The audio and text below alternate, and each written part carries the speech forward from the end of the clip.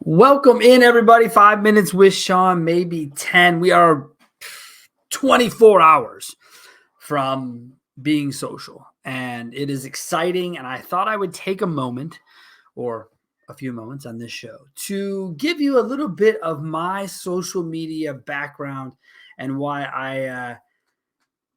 I'm even putting on a show like this, why I've even bothered to put together a bunch of great people to do this. So when we started our company back in 2013, social media was sort of the farthest thing from my mind as an advertising platform for car dealers, B, as an advertising platform for businesses, and C, for myself personally, it's just something that I had never actually jumped into. Whether it be at Facebook, MySpace, these sorts of things. I didn't do anything like that. So the whole concept of social media was a bit foreign to me.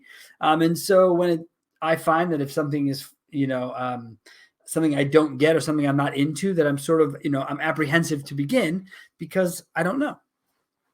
So fast forward, I don't know, we're having some sort of a company meeting, and the idea of how we're going to sell more and do more comes up, which, that inevitably falls on me. And so it was like, well, why don't we do social media? It was like, well, not you, like you shouldn't be on there. And that's pretty fair. Like, that's pretty fair. You laugh back there behind the camera, you laugh, but it's true.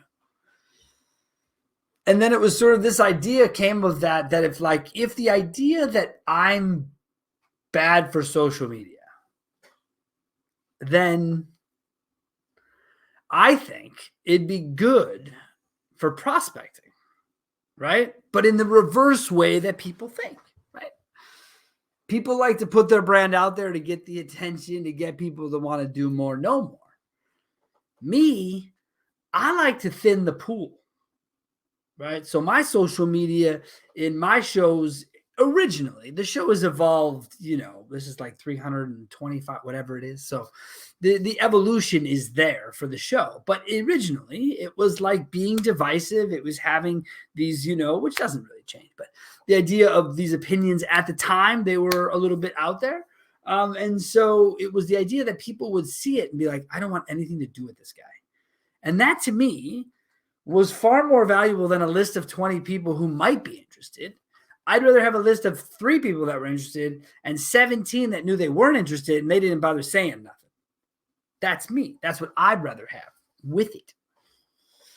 So we started up doing it. And the idea, by the way, the whole concept of social media was this show.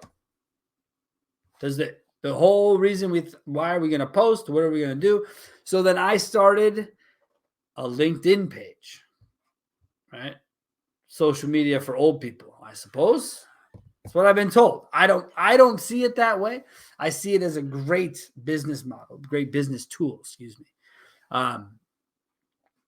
So social media comes on board. I have to learn what social media is to that extent, how it works. I'm always making jokes to my wife about likes and comments and what do we do? How do we do it? And I started to realize that I didn't want to let social media, in the case of I was never going to be a 7-day-a-week. I wasn't going to do that. So originally, 6 years ago, somewhere thereabouts, when we launched the show, it was audio only. And so there wasn't really a social media needed component, but we went to video. Then we had a bunch of available content. So this is what I'll tell you. We'll stop here on, memory lane and talk about the idea that content is really the key to this whole thing and social media in general. And if you can get it and create it, then you're already a step ahead. And for me, this is natural. I've said this 100 times on the show before. There's not 2 takes of this show. You see the show as it gets recorded. Cat jumps up here, camera falls, microphone break, doesn't matter. The show goes on. We don't mess with that. But what it allows us to do is, even for a show that's 5 minutes, 10, obviously when we do our interviews, 30 minutes to an hour. But even so, you still have content, usable content that can be clipped, that can be shown, that can be, pictured, screen saved, whatever. That was the concept. So then my thing was, all right, well, if we're releasing the show every Monday, then we'll support that release with the LinkedIn page. And that was just in my name. And then someone's like, you have to have a business one. And I was like, well, fine, but I'm probably not going to do anything with it. And go check out Carbis Done Better on LinkedIn. It doesn't look like anyone's done anything because they haven't, trying to reshare some things, whatever. But again, the bigger point for me in all of this is the idea of letting social media really get out of control. People get burned out by it. And I think it's because they set the expectation, the level of delivery so freaking high because they're so worried about the thousands of likes and millions of shares and all of these, vanity metrics. And I'll be honest with you, I'll pause here about vanity metrics. They're all vanity. Any metrics by design are vanity. They are meant to showcase something, to bring light to a story. So the idea of vanity and metrics, whatever, pick the ones you like, make sense of it, but not only the ones you like, but the ones that help you tell and interpret and direct the best story.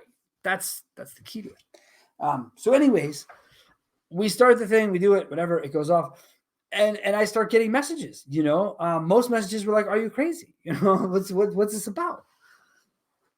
But then there were like, hey, I had the same thought, or, I was doing this, and then allowed me to communicate with dealers in a way that big box shows didn't ever do for me. So we did it, we launched it, we got into it. So that was a solid 4 years.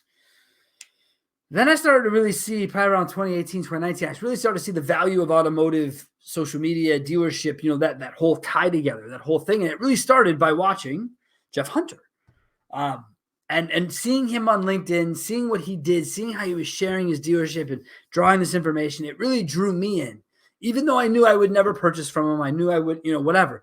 It drew me in to follow, watch, listen, learn. That was what it was. So then meet Jeff Hunter in person, see the whole thing, get it, say something to him about it. A couple years later, work on a project with a friend of mine, kind of as an idea, clients kept asking us to help them understand their social media data. But I'm someone who believes that if you're going to interpret data, you have to give a shit and know a little bit. Those are the two things I think you need. I did not have either for social media derived data. Paid or otherwise. I mean, paid a little bit more because that realm was in our world, but organically, definitely not. So it took us to get a tool, get some scraping data, really understand things, see them. So then I started to go through the data and sort of put it into the file that I do, which is my video presentation approach. And it fell flat. It was just lame for me and probably for people watching because I didn't care about the data, about the information. And I wasn't educated enough to tell you. People are like, well, you're always on LinkedIn, you're social. No, bro, that's it. LinkedIn, I don't know. That's it. This isn't some overarching idea. As my wife likes to joke, this thing doesn't make any money. This podcast isn't for, profit. This is closer to the Red Cross than this is, a business model. But in regards to messaging, in regards to starting conversations, that's what we use it for. And that's what I believe in. So when we got behind social and we went up and we made a deal to hire Jeff Hunter, it was pretty freaking amazing. Just from my sitting back perspective, that 2 years earlier, had you told me that our company would have gone from what we were doing into the social media world, I would have called you crazy because I was pretty vehemently against the idea and concept of social media, but mainly from the paid side because I saw it as a wasted kind of people were just dumping cash into things that didn't need dumping. Sure, spend it, but they didn't need to dump it. So there was a whole thing that came with that for me. But ultimately, see the value, right? And here's the bigger thing about it. When it comes to business, this is a tough sale, ladies and gentlemen. This is not retail. This is not someone, businesses go looking for items. That's not that. But when no one's looking for something and you have to go showcase it, social media, I think, is some of the best places that you can do it because it allows you to communicate directly with your people, your customer, localized. And for me, because I don't have a local market, I have, LinkedIn friends coast to coast. and people that we've done other business, we've grown in other ways, we've had other relationships. That to me is the impressive part of social media. And so really for me, it ties together the social September that we're having here, right? Is that we go back the last couple of weeks, community, right? That's what we're talking about.